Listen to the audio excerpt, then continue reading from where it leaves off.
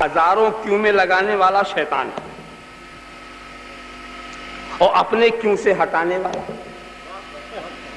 اب اس کو ایک کیوں سے ہٹا دو اور کروڑوں کیوں میں الجھا دو.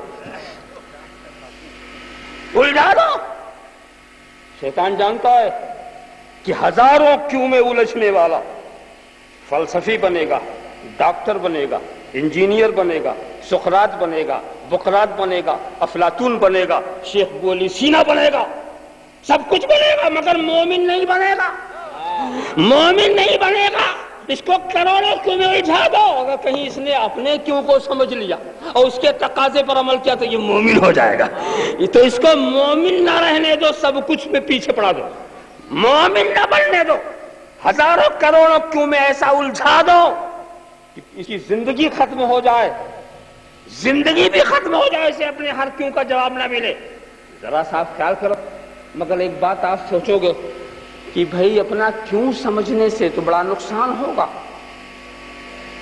ہم کائنات کا کیوں، دنیا کا کیوں، زمین و آسمان کا کیوں سمجھیں گے تو فلسفی ہو جائیں گے، ارسطو ہوں گے، بقراط ہوں گے، سقراط ہوں گے، یہ ہوں گے، وہ ہوں گے. اور اپنا کیوں سمجھنے سے کیا ملے گا؟ کیا ملے گا؟ تو سنو، صحیح ہے کہ ساری دنیا کا کیوں سمجھ لیا اگر تم نے تو تم سقراط و بقراط ہو گئے، تم افلاطون ابو علی سینا ہو گئے. مگر جنہوں نے اپنا کیوں سمجھ لیا وہ بایزید بستامی ہو گئے، وہ جنید بغدادی ہو گئے، وہ غوث جیلانی ہو گئے، وہ قطب عالم شاہ عالم ہو گئے، وہ شیخ وجیہ الدین علوی گجراتی ہو گئے. اپنا کیوں سمجھنے والے وہ ہو گئے کہ بڑے بڑے بقراط بھی ناک رگڑ رہے ہیں، بڑے بڑے سقراط بھی سر جھکا رہے ہیں.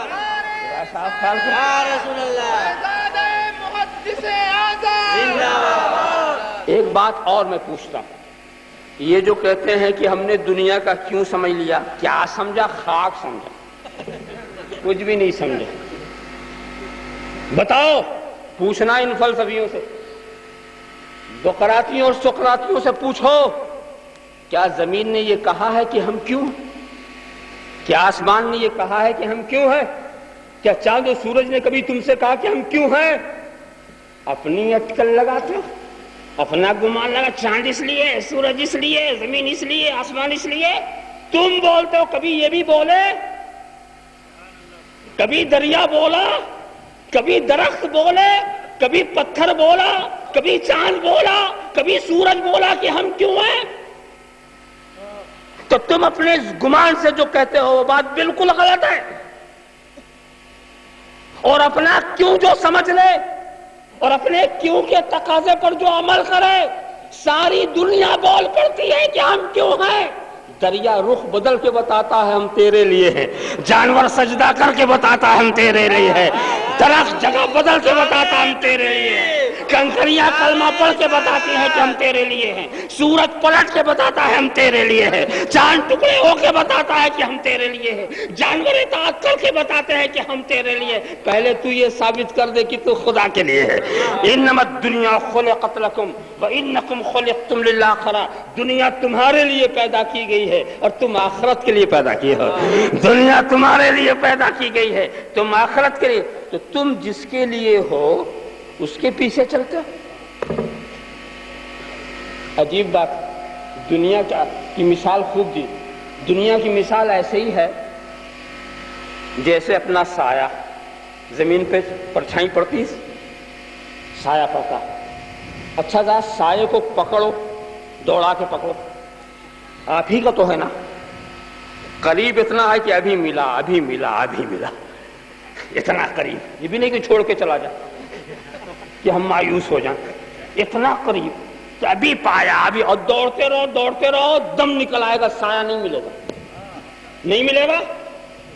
اب سائے سے منہ موڑ کے بھاگو، سائے سے جب منہ موڑ کے بھاگتے ہو تو قدم بھی نہیں چھوڑتا. جتنی تیز تم بھاگو گے اتنی تیز تیرے پیچھے.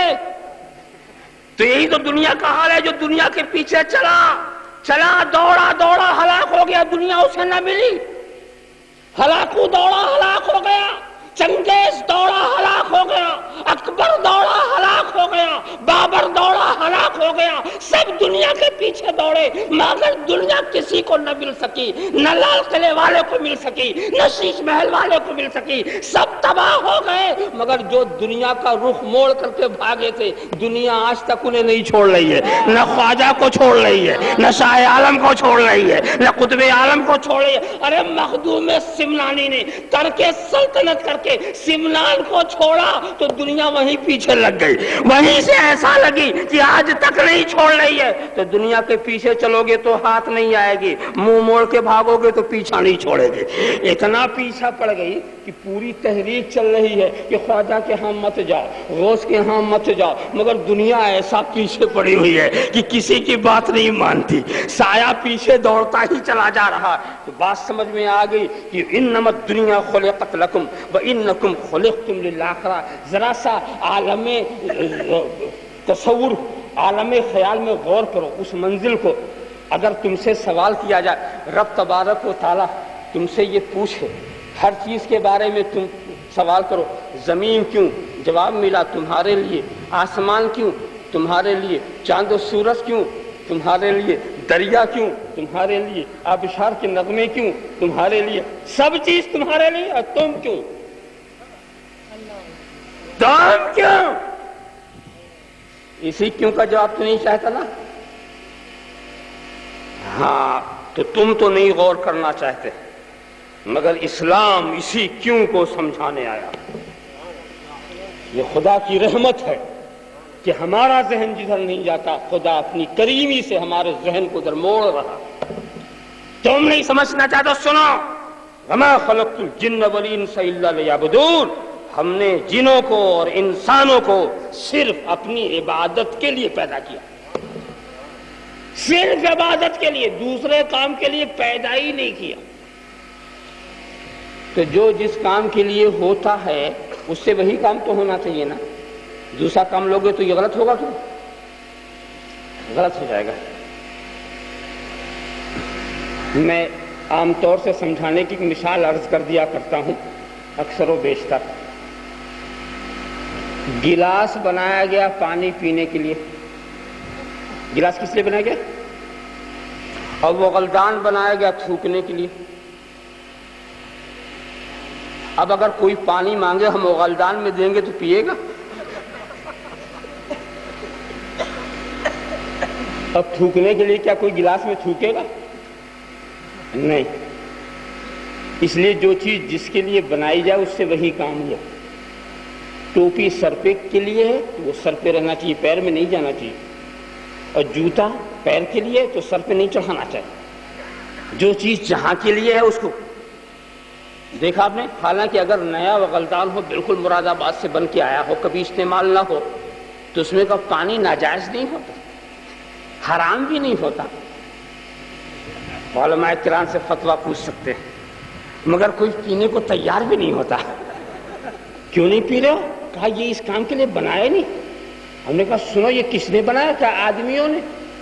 یہ کس نے تھوکنے کے لیے بنایا؟ کہ آدمیوں نے؟ ارے آدمی کی بناوٹ کا اتنا لحاظ، آدمی جو بنا دے اس کی وضع، اس کے تعین، اس کے تشخص کا اتنا لحاظ کہ آدمی جسے کہہ دے یہ پینے کے لیے اس میں تھوکتے نہیں، اور آدمی جسے کہہ دے کہ یہ تھوکنے کے لیے اسے پیتے نہیں۔ تو آدمی کی بناوٹ کا خیال اور خدا کی بناوٹ کا کوئی خیال نہیں، اس کے تعین، اس کے تشخص، اس کے تقرر کا کوئی خیال نہیں کہ وہ کہہ رہا کہ تو کس لیے ہے؟ صرف عبادت کے لیے۔ اب آپ سوچیں گے بڑی مشکل میں پھنس گئے، ہم صرف عبادت کے لیے ہیں تو اب صبح سے شام تک نفل پر نفل پڑھو، تسبیح پہ تسبیح چلاؤ، اب تو کوئی کام ہی نہیں رہے گا، تو ہماری دکان پہ کون بیٹھے گا؟ ہمارے بال بچوں کی نگہداشت کون کرے گا؟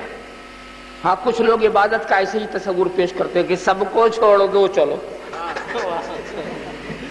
سب کو چھوڑ دو اور چلو۔ یہ عبادت کا وہ تصور ہے جو شیطان نے انہیں سکھایا کہ اس چکر میں نہ دین ملے نہ دنیا رہے۔ کیا سمجھے؟ تو آپ سوچو گے نا، میں سمجھانا چاہتا ہوں کہ دیکھو عبادت کا ایک محدود مفہوم آپ کے ذہن میں، اسی لیے یہ سوچ ہے آپ کی۔ آپ سمجھتے ہیں کہ صرف 5 وقت کی نماز یہ عبادت، 30 دن کا روزہ یہ عبادت، زندگی کا ایک حج یہ عبادت، سالانہ 40واں نکال دینا یہی عبادت. یہ تصور آپ کے ذہن میں صحیح ہے، یہ عظیم عبادت ہے، مگر صرف یہی عبادت نہیں ہے. تیزی سے میں لے جانا چاہتا ہوں وقت کا لحاظ رکھتے ہوئے. تمہاری زندگی کا ہر لمحہ، تمہارا اٹھنا بیٹھنا، تمہارا کھانا پینا، تمہارا سونا جاگنا، تمہارا بچوں کی پرورش کرنا، تمہارا ماں باپ کی خدمت کرنا، پڑوسیوں کا حق ادا کرنا، صحیح طور سے تجارت و زیارت کرنا، یہ سب کچھ عبادت ہے. مومن کا ہنسنا بھی عبادت، مومن کا رونا بھی عبادت، مومن کا اٹھنا عبادت، مومن کا سونا جاگنا عبادت، مومن کا کھانا پینا عبادت. شرط یہ ہے کہ تمہارا کوئی عمل اللہ اور اس کے رسول کے بنائے ہوئے قانون کے خلاف نہ ہو. اللہ اور رسول کے قانون کی روشنی میں ہنسو گے تو ہنسنا عبادت، رو گے تو رونا عبادت، سو گے تو سونا عبادت، جاگو گے تو جاگنا عبادت. ارے جاگنا عبادت پوچھنا ہے تو صدیق اکبر سے پوچھو. شب ہجرت صدیق اکبر جاگے، یہ جاگنا عبادت. علی مرتضیٰ سو گئے، یہ سونا عبادت، یہ سونا بھی عبادت. اللہم صلی علی سیدنا مولانا محمد کما تحب و ترضی ان تصلی علیہ. تو شرط یہ ہے، تو کہنے کا مطلب یہ ہے کہ اے تجارت کرنے والو، ایسی تجارت کرو کہ تمہاری تجارت عبادت بن جائے. اے زراعت کرنے والو، ایسی زراعت کرو کہ تمہاری زراعت عبادت بن جائے. اے بولنے والو، ایسی بولی بولو کہ تمہارا بولنا عبادت بن جائے. اے چلنے والو، ایسی رفتار اختیار کرو کہ تمہاری رفتار عبادت بن جائے. تم مومن ہو، تمہیں رات و دن کی ڈیوٹی پہ رہنا ہے. تمہیں ایک وقت بھی اس فرصت نہیں ہے کہ ایمان چھوڑ کے کچھ کر لو. ایک وقت کے لیے فرصت نہیں، 24 گھنٹے کی ڈیوٹی تمہاری ہے. یہ نہیں کہ مسجد میں مومن گھر میں کچھ اور نہیں. تم مسجد کے بھی مومن ہو، تم گھر کے بھی مومن ہو، تم جلوت کے بھی مومن ہو، تم خلوت کے بھی مومن ہو، تم اسکول میں بھی مومن ہو، تم مدرسے میں بھی مومن ہو، تم میدان میں بھی مومن ہو، جہاں بھی ہو ایمان والے ہو تم. تو تم ایک لمحے کے لیے تمہیں فرصت نہیں ہے. 24 گھنٹے کی ڈیوٹی والے تم ہو. ہم تو مائل بکرم ہیں، کوئی سائل ہی نہیں، راہ دکھلائیں کسے، رہ روے منزل ہی نہیں. دینے والا ہمارے ہر عمل کو عبادت بنا رہا. میں اس کے دینے کی بات عرض کروں.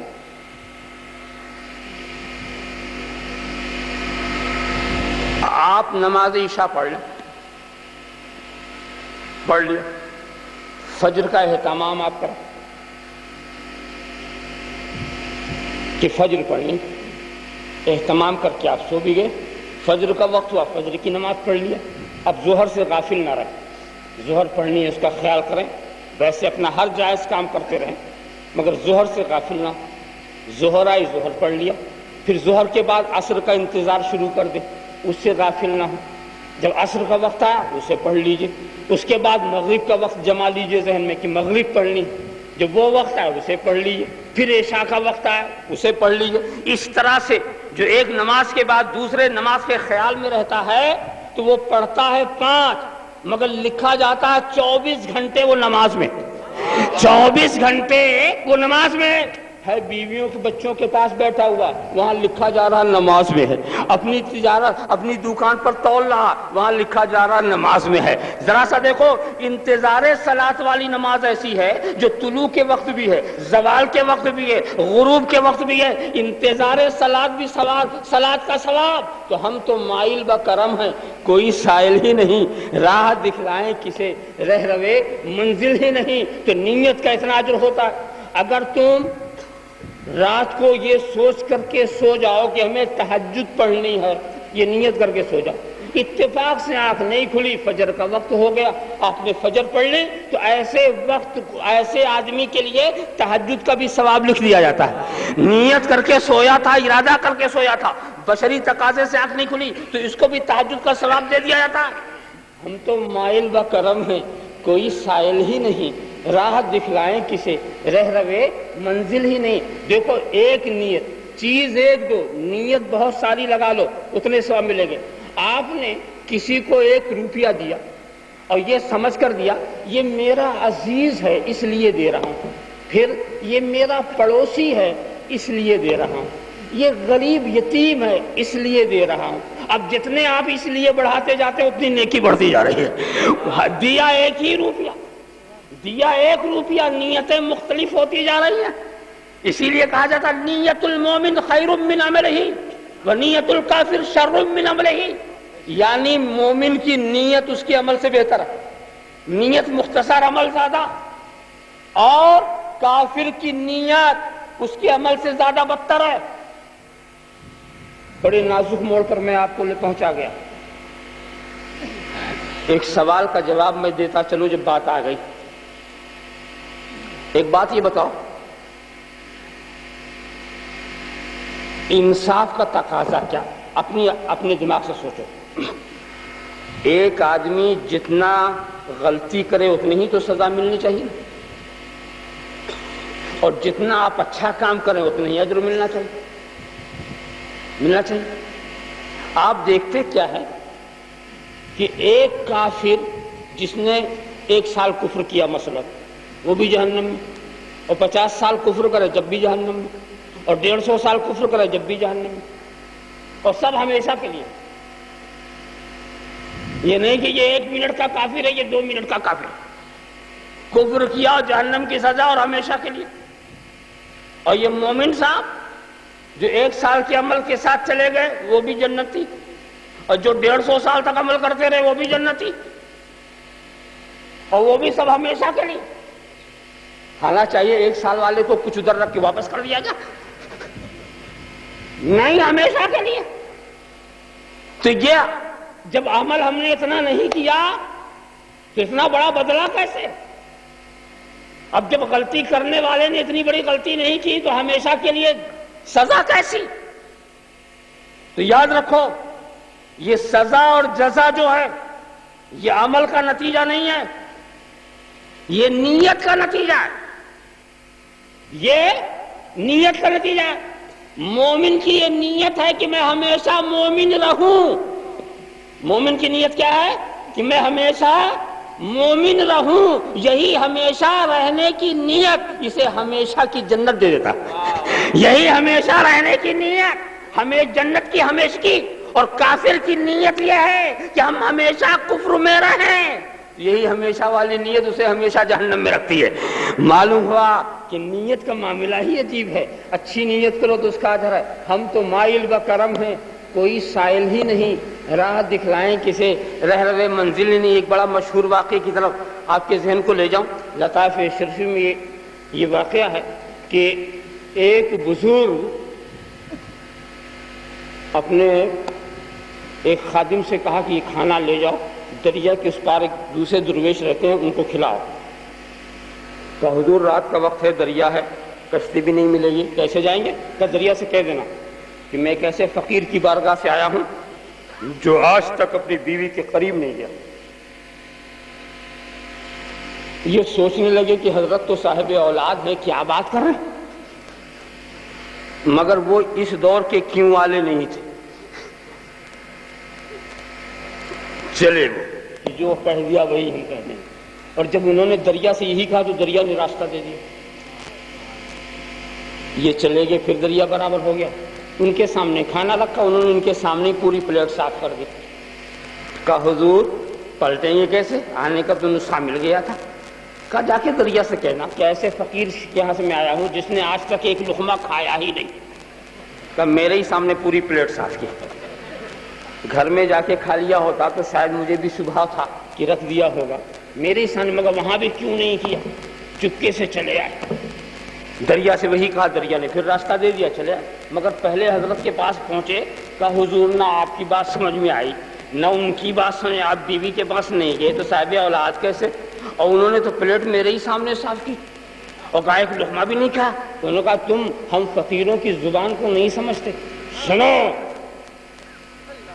ہم بیوی کے پاس گئے تو اپنی نفسانی خواہشات کے دباؤ میں نہیں گئے، اپنے نفسانی خواہشات کی تکمیل کے لیے نہیں گئے، اس نیت سے گئے کہ یہ اللہ کے رسول کی سنت ہے.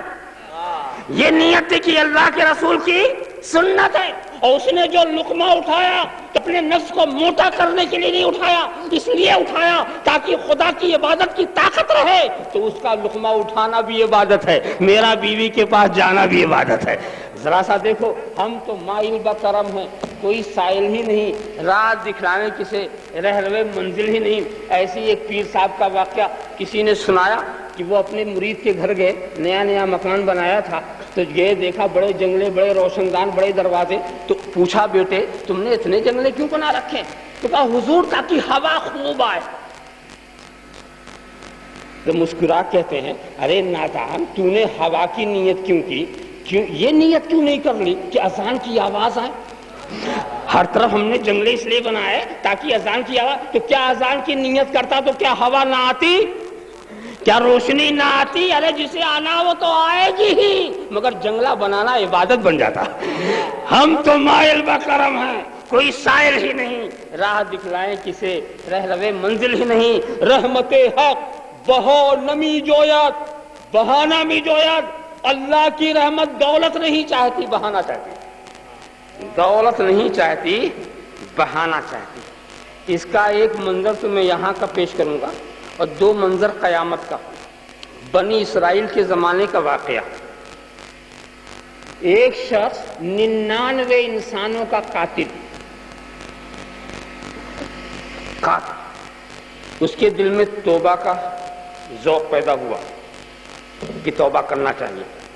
ایک صاحب کے پاس پہنچا تو ہم کو توبہ کرا دو، کیا غلطی کا 99 انسانوں کا میں نے قتل کیا، توبہ کرا دو۔ تو کہتے ہیں کہ ارے تیری تو توبہ قبول ہی نہیں ہوگی، خدا کی رحمت سے مایوس کر دیا، تیری تو توبہ قبول ہی نہیں ہوگی، کل نہیں ہوگی، کل نہیں ہوگی، تو کیا فرق پڑتا ہے؟ ایک اور تھی، ان کو بھی صاف کر دیا، جب قبول ہی نہیں ہوگی تو کیا 99 کیا 100، فرق کیا فرق؟ مگر دل میں پھر خیال آیا کہ یہ تو بڑا برا ہوا، ہم تو آئے تھے توبہ کے لیے، ایک اور بڑھا دیا۔ اس کے بعد اپنے ایک دوست سے کہا دیکھ فلاں بزرگ کے ہاں جا، وہ توبہ کرا دیں گے۔ اب وہ اپنے گھر سے نکلا، توبہ کے ارادے سے نکلا، توبہ کا سچا ارادہ لے کے نکلا، اور بیچ راستے میں تھا کہ حضرت ملک الموت کو حکم ہو گیا، روح نکال لیا، روح نکال لیا۔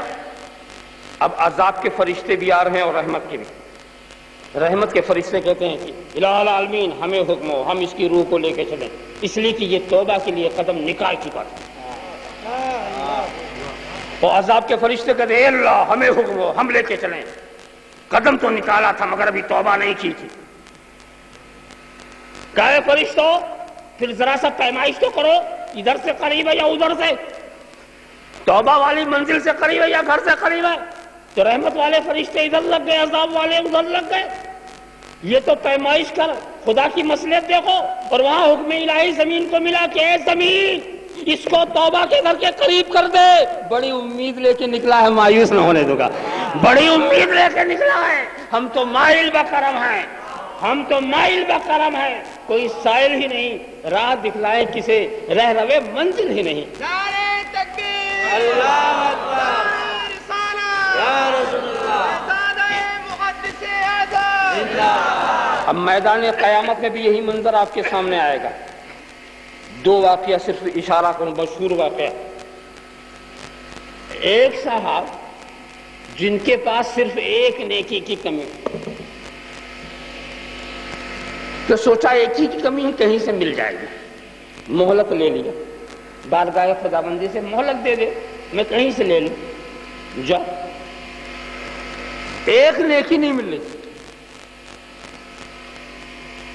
باپ کے پاس گئے تو نیکی دینا تو بڑی بات، وہ تو پہچانتا بھی نہیں کہ میرا بیٹا ہے۔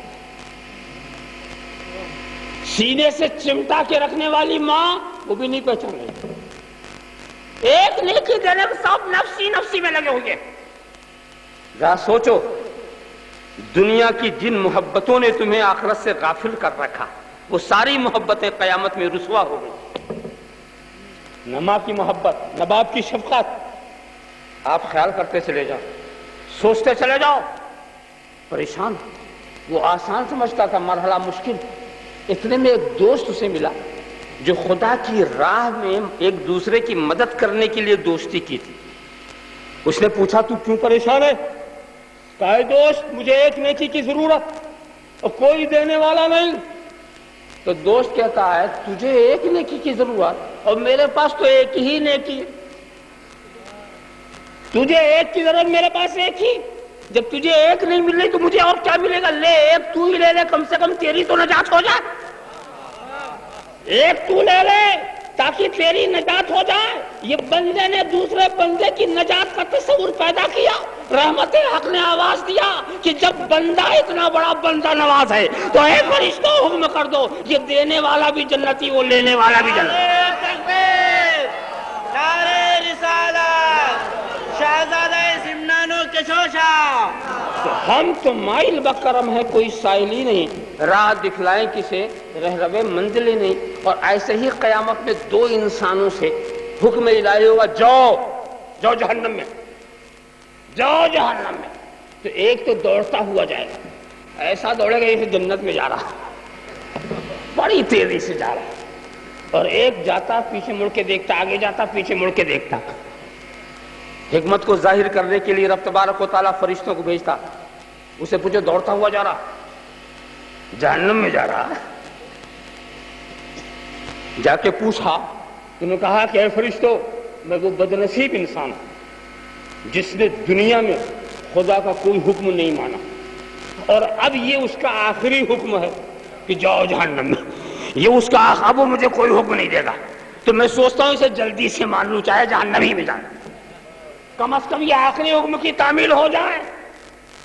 اور دوسرے سے پوچھا کہ تم آہستہ آہستہ کیوں چل رہا؟ تو میں پیچھے مڑ مڑ کے دیکھتا ہوں کہیں رحمت پکار تو نہیں رہی, کہیں رحمت آواز تو نہیں دے رہی ہے. تو اس کو تعمیل حکم کا جذبہ آیا, اس کو رحمت کا جذبہ آیا. حکم آئے فرشتوں دونوں سے کو اب دونوں کا رخ مڑ جائے. ہم تو مائل بکرم ہیں, کوئی سائل ہی نہیں, راہ دکھلائیں کسے رہرو منزل ہی نہیں. وما خلقت الجن والانس الا لیعبدون.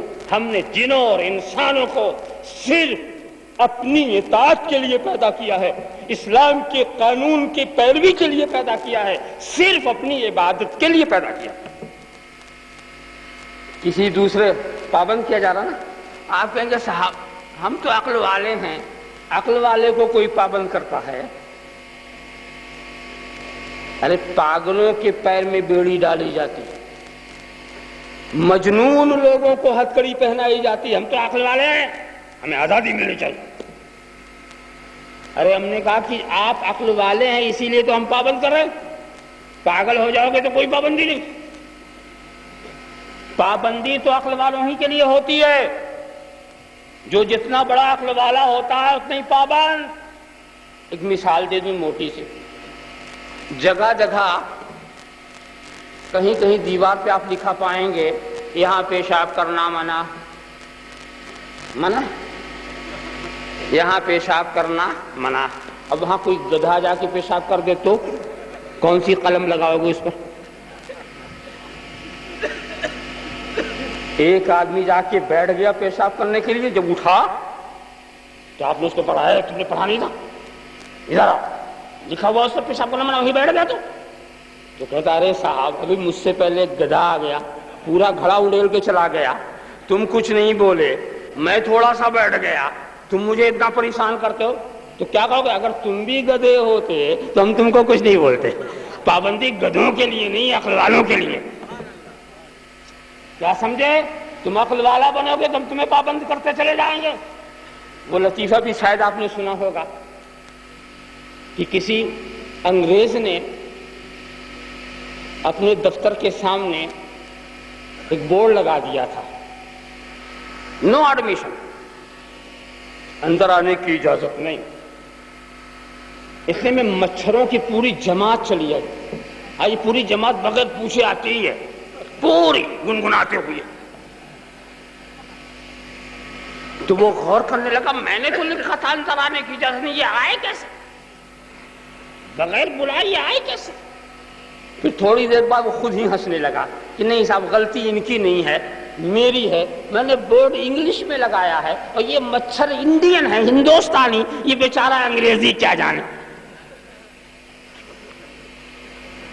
معلوم ہے کہ عقل والا جو بڑھتا ہے تو سنو, انسانوں کی عقل جانوروں سے بڑھ گئی تو انسانوں کی پابندیاں بڑھ گئی، مومن کی عقل ان سے بڑھ گئی تو مومن کی پابندیاں بڑھ گئی، ولی کی عقل ان سے بڑھ گئی تو ولی کی پابندیاں بڑھ گئی، ایسے ہی شہید کی عقل ان سے بڑھ گئی تو اس کی پابندیاں بھی بڑھ گئی، صدیق کی عقل ان سے بڑھی تو ان کی بھی پابندیاں بڑھ گئی، اور صدیق کی عقل سے نبی کی عقل بڑھ گئی تو ان کی بھی ذمہ داریاں بڑھ گئی، اور آخری نبی کی عقل ساری کائنات کی عقلوں سے بڑھ گئی، ان کی بھی ذمہ داریاں بڑھ گئی، ان کی بھی ذمہ داریاں بڑھتی چلی گئی۔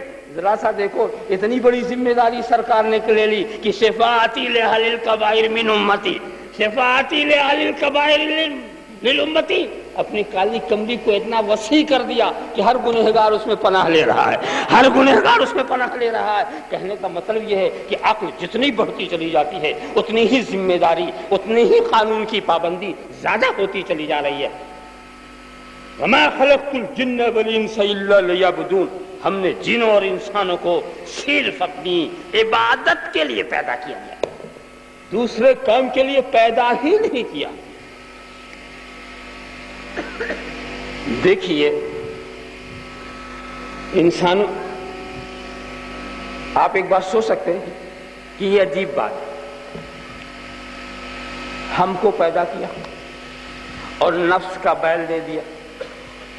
نفس بھی ایک جانور ہی ہے، منہ زور جانور دے دیا، اور اس دنیا کو نہایت ہی حسین و جمیل بنایا، اپنی نعمتوں سے اسے بھر دیا، اور اب پابندی لگائی جا رہی کہ یہ مت کرو، وہ مت کرو، یہ نہ سنو، وہ مت دیکھو، ادھر نہ جاؤ، ادھر نہ جاؤ، یہ پابندی ہے۔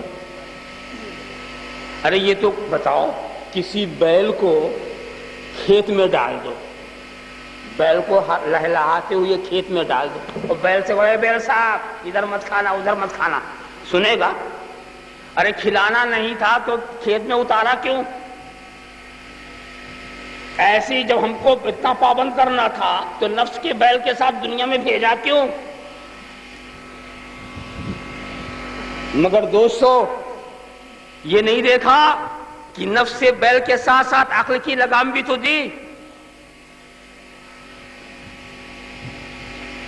عقل بھی تو دیا ہے کنٹرول کرنے کے لیے۔ آپ بیل پر کنٹرول کرتے ہیں کہ نہیں؟ کھیت میں اگر ڈال دو بیل نہ کچھ کھا سکے، اس کا طریقہ کیا؟ یہ دیہاتی لوگ خوب جانتے ہیں، بیلوں سے جن کا سابقہ ہے خوب جانتے ہیں کہ اس کا طریقہ کیا۔ وہ ایک جال بنا دیتے ہیں، منہ میں باندھ دیتے ہیں، اور منہ میں جال جب باندھ دیا تو چاہے کھیت میں ڈالو کہیں کرو، نہ ادھر دیکھتا نہ ادھر دیکھتا، سیدھے چلا جا رہا۔ ایسا معلوم تو بڑا متقی ہے، کچھ نہیں دیکھ، منہ میں جال بنا ہوا۔ دیکھا آپ نے؟ تو معلوم ہوا کہ بیل کو قابو کرنے کا طریقہ معلوم ہوا کہ نہیں؟ ایسے ہی گھوڑا منہ میں لگام لگا دو تو ہر نس اس کی ڈھیلی، اونٹ کے ناک میں نکیل ڈال دو، جدھر چاہو ادھر ہی جائے گا۔ دیکھا آپ نے؟ اتنی عقل خدا نے دی ہے کہ نہیں؟ مگر ایک بات میں بتاؤں کہ بیل کے منہ میں جال بیل نہیں باندھتا۔ منہ میں جال باندھنے والا کون ہوتا؟ بیل ہوتا۔ اونٹ کے ناک میں نکیل اونٹ نہیں لگاتا، گھوڑے کے منہ میں لگام گھوڑا نہیں لگاتا۔ تو جانوروں کے منہ میں لگام وہ کرے جو اپنے اوپر جانور سے زیادہ قابو رکھے۔ تو کون لگاتا؟ انسان۔ جانور کے منہ میں لگام لگانے والا انسان، اونٹ کی ناک میں نکیل ڈالنے والا انسان، اس لیے کہ انسان زیادہ قابو اپنے پر رکھتا ہے۔ تو اے نفس والو، اگر تم چاہتے ہو کہ تمہارے نفس کے بیل میں کسی کی لگام ہو، کسی کا جال ہو، تو وہ نفس والا نہیں لگائے گا، نفس والا نہیں لگائے گا، وہ لگائے گا جو نفس رکھتا ہو، بے نفس ہو چکا ہو، جو بے نفس ہو چکا ہو اس کے حوالے اپنے کو کر دو۔ تو جال باندھنے والے قطب عالم ہوں گے، لگام لگانے والے شاہ عالم ہوں گے، خواجہ خواجگاہ ہوں گے، غوث جیلانی ہوں گے۔ وہی ہے جو تمہارے منہ میں جال باندھ سکتے ہیں، وہی ہے جو تمہارے منہ میں لگام لگا سکتے ہیں۔ اور واقعی ان کا پٹا اگر گلے میں پڑ جائے تو بچت ہے، ان کا پٹا اگر گلے میں پڑ جائے تو بچت ہے۔ ارے میں نے تو دنیا کا حال بھی دیکھا، دنیا کا حال دیکھا کہ ہمارے مولانا جا رہے تھے ٹہلتے ہوئے جا رہے تھے، دیکھا ان کی بکری کسی کے کھیت میں پڑی ہوئی، ان کی بکری، تو کیا یہ کھیت والے کو بلائیں گے، آواز دیں گے کہ کھیت والے ادھر آؤ؟ اس لیے بکری انہی کی ہے، تیزی سے جائیں گے، بکری کو کان پکڑا، باہر لیا، باندھ دیا، دیکھا آپ نے وہ بکری انہی کی تھی، بچانے میں بڑی جلدی کی، اس سے پہلے کہ مالک کا عذاب آئے بکری بچ جائے، کتنی جلدی کی انہوں نے، مالک دیکھنے میں بھی نہ پاؤ بکری بچ جائے۔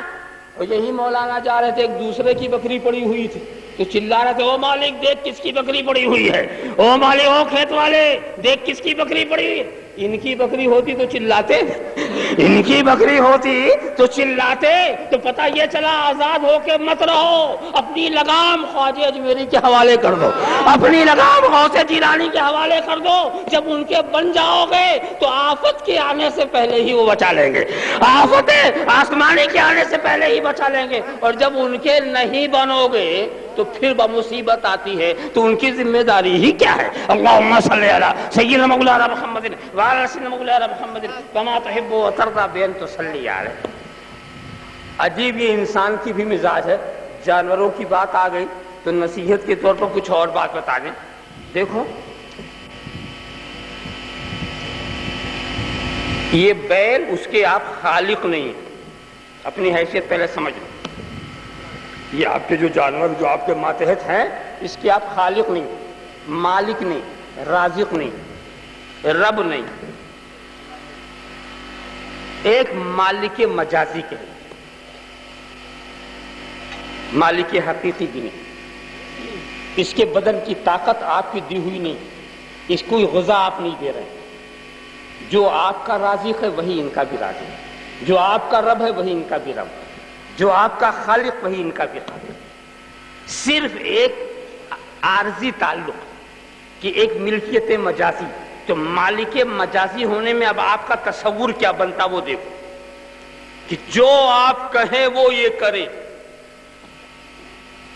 آپ بیل سے یہ سننا پسند نہ کریں گے کہ اے مالک میں بھوکا ہوں، اے مالک میں پیاسا ہوں، اے مالک یہ جاڑے کی رات ہے، اے مالک یہ گرمی کی دوپہر ہے، نہیں، جس وقت میں کہوں چلو، جس وقت میں جوت دوں کھیت میں جت جاؤ۔ دیکھا آپ نے یہی تو کرتے، اور اگر یہ جانور آپ کی بات نہ مانے تو آپ ڈنڈے برساتے، کیسے بھی ہو، جب تم میرے مملوک ہو تو تمہارا عذر نہیں سنا جائے گا، تمہارا بہانہ نہیں سنا جائے گا، تمہاری بھوک پیاس نہیں دیکھی جائے گی، جاڑے اور گرمی کی بات نہیں سنی جائے گی، تم جب میرے مملوک ہو، جب میں چاہوں اس وقت تیار ہو، یہی ہے نا؟ تو بس یہ تمہارا تصور ہوتا تو بس اب تھوڑی دیر کے لیے سوچو کہ اپنے مملوک سے تم یہ چاہتے ہو کہ وہ تمہاری ہر بات مانتا رہے، تو تمہارا بھی تو کوئی مالک ہے، تمہارا بھی تو کوئی رازق ہے، تمہارا بھی تو کوئی خالق ہے، وہ بھی تو تم سے یہی چاہے گا کہ وہ جو چاہے وہی کرو، وہ بھی تو چاہے گا۔ اپنے نیچے والے کو دیکھتے ہو، اوپر والے کو نہیں دیتے، تو دوڑے چلے آئے، پیر صاحب تعویذ دے دیجئے، تعویذ دے دیجئے، کیوں؟ بیٹا کہنا نہیں مانتا، پیسہ کماتا نہیں دیتا، بیٹا ہمارا بھاگ گیا۔ ارے بھی کیوں کہنا مانے تیرا بیٹا، تیرا کہنا کیوں مانے؟ کیا تو اس کا خالق ہے؟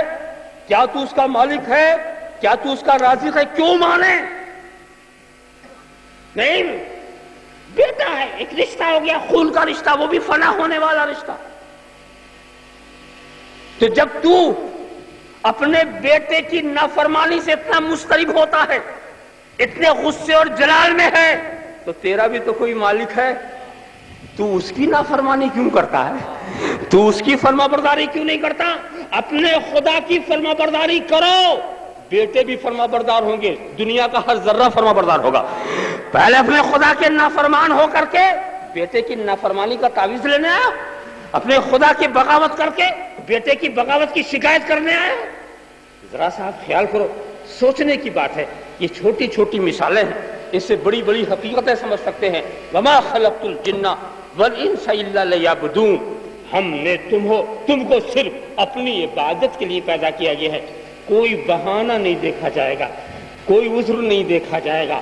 چاہے جاڑے کا موسم ہو, چاہے رات کا موسم ہو, چاہے دن کا موسم ہو, بہرحال تمہیں ہر وقت اپنی زندگی کو قانون الہی کی روشنی ہی میں گزارنا ہوگا. یاد رکھو کہ محمد سے وفا تو نے تو ہم تیرے ہیں. یہ جہاں چیز ہے کیا, لوح و قلم تیرے ہیں. محمد کی محبت دین حق کی شرط اول ہے, اسی میں ہے اگر خامی تو سب کچھ نامکمل ہے. محمد کی غلامی ہے سند آزاد ہونے کی, خدا کے دامن توحید میں آباد ہونے کی. وآخر دعوانا ان الحمدللہ رب العالمین. اب کھڑے ہو جائیں بارگاہ رسالت میں, والصلاۃ والسلام کا نذران عقیدت پیش کرنا.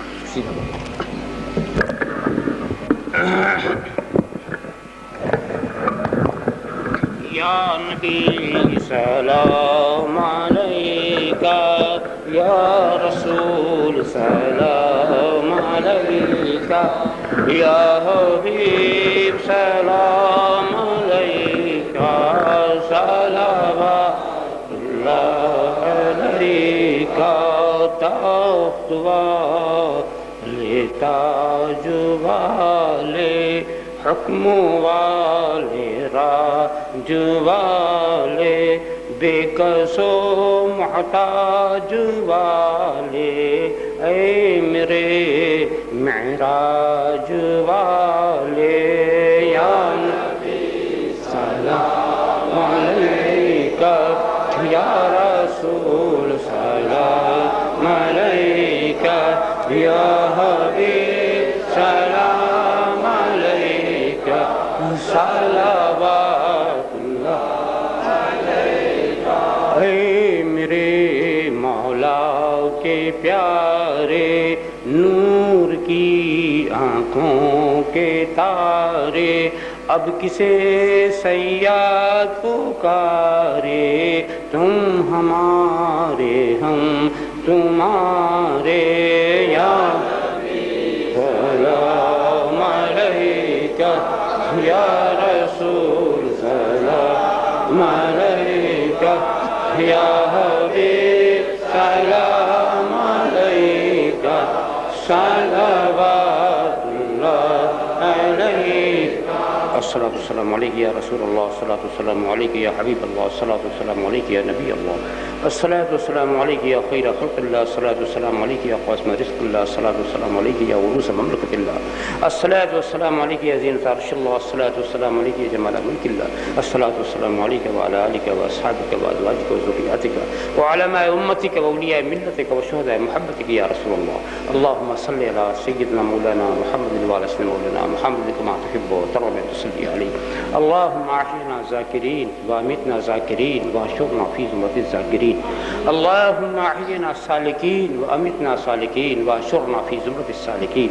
اللهم احینا عارفین وامتنا عارفین واحشرنا فی زمرۃ العارفین. اللهم احینا راکعین وامتنا راکعین واحشرنا فی زمرۃ الراکعین.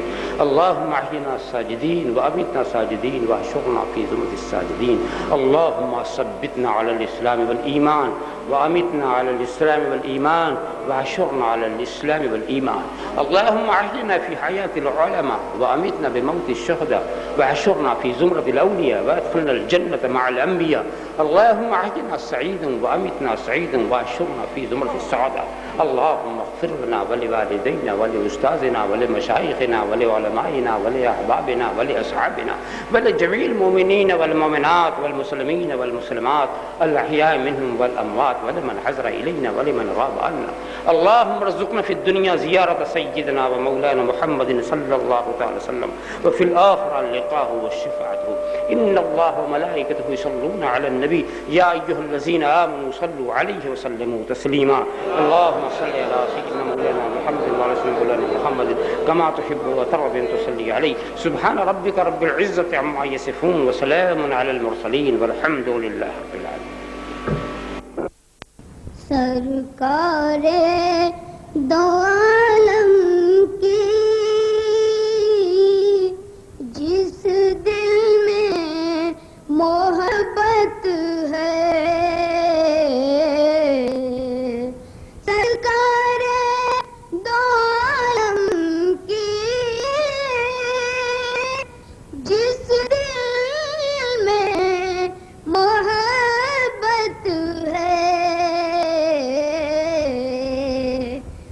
اقبا میں مسلمان